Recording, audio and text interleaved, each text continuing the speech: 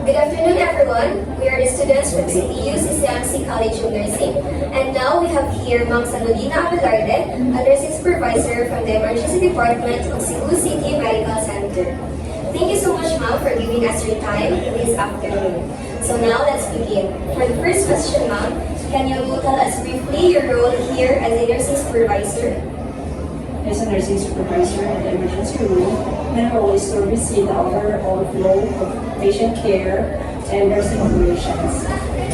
I ensure that our nurses are properly assigned, that patient cases are prioritized according to triage, and that protocols are strictly followed. I also coordinate with doctors and other departments, manage concerns, and handle emergencies or incidents before administrative or clinical decisions. Most importantly, I make sure that both patients and nurses or our staff are safe and well supported in this dynamic environment. Thanks for that, Ma'am. For the school question number, what essential skills or qualities do you believe should ER nurses have? Okay. ER nurses must be quick thinkers, calm under pressure, and good communicators. The ability to multitask while maintaining accuracy is vital since we deal with life and death situations. Compassion and teamwork are also very important. In the ER, no one works alone. So emotional resilience helps too because we face stressful and sometimes heartbreaking situations every day. Okay, so for the next question, I would like to ask about what are the common challenges that you face around in the emergency room, and as well as how does the team manage these challenges? Okay. The most common challenges are heavy patient workload. Number two, emotional stress and burnout. So sometimes we also deal with angry or anxious patients and relatives. So to help the team, I make sure we have proper staffing and rotation, encourage open communication, and conduct quick debriefings after clinical situations. I also remind them to take short breaks when possible and support one another because teamwork and empathy among staff really makes a difference. Thank you.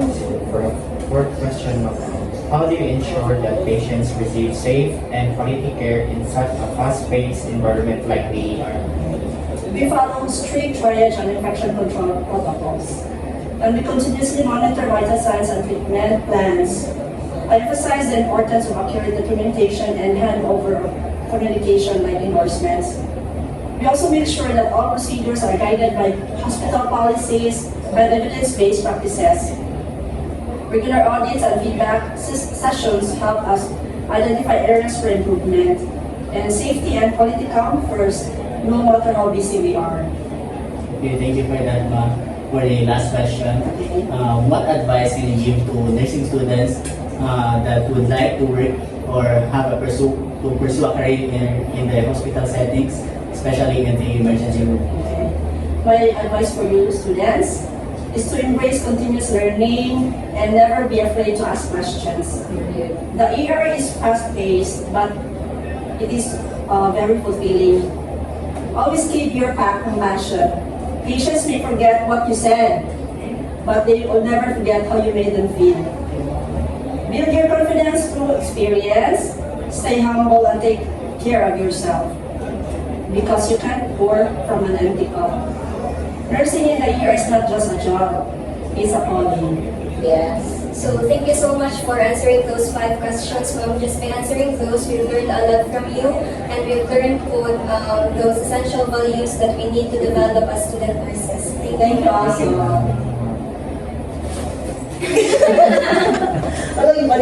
Okay. Hello and good day, everyone. Thank you so much for being with us, Ma'am Saludina Abelarde. We'd love to have a casual conversation with you about your experiences as a nursing supervisor in the emergency room. So for the first question, Ma'am, can you share with us, Ma'am, what a typical day in the emergency room looks like? So, a typical day starts with checking staff assignments and patient census. After which, we do quick rounds to make sure everything runs smoothly, from triage to the treatment areas. Emergencies come and any time of the day, so we always have to be ready. The rest of the day involves coordination with doctors, other healthcare professionals, and patient concerns, and supporting the team as needed. For the next question, thank you for the answer.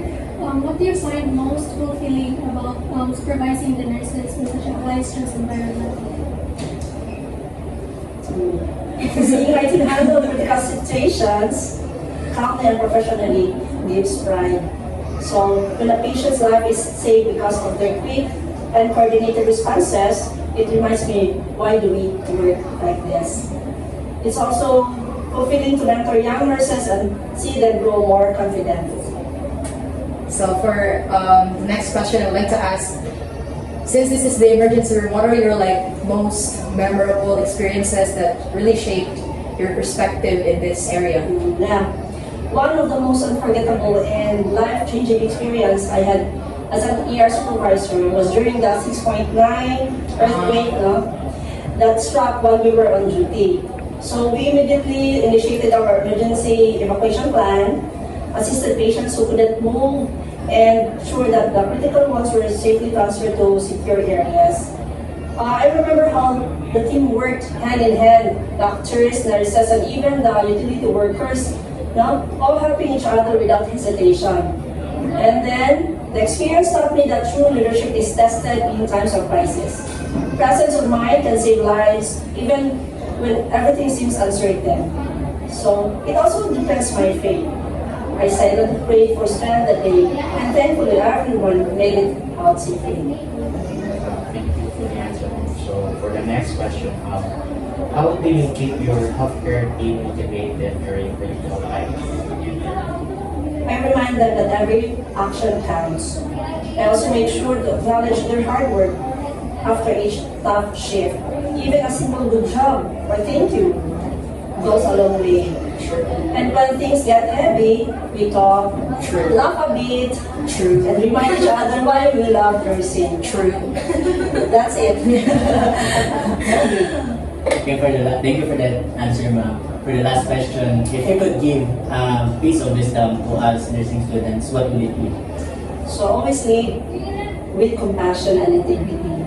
Skills can be taught, but the caring part makes you a true nurse. No matter how busy or tired you get, remember that someone's life is in your hands. And that's a sacred trust.